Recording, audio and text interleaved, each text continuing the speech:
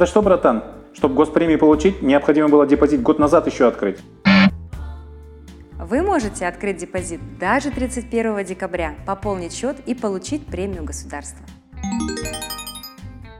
Чтобы получить эту госпремию, нужно как минимум 500 тысяч закинуть. Любая сумма до 505 тысяч тенге, внесенная на ваш депозит в этом году, будет премироваться государством.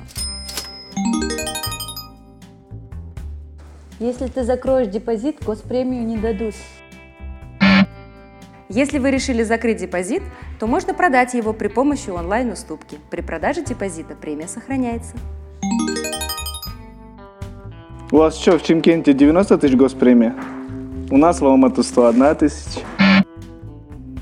Независимо от региона, максимальная государственная премия в этом году составляет 101 тысячу тенге. И с каждым годом она увеличивается. Ой, у меня 4 депозита, а премию получаю всего лишь на 1. Вы можете открыть депозит каждому члену вашей семьи.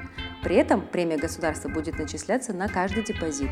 После вы можете объединить все эти депозиты в один, и в этом случае все премии сохранятся. Да эту госпремию дает любой банк. Государственная премия начисляется только вкладчикам Жилстройсбербанка.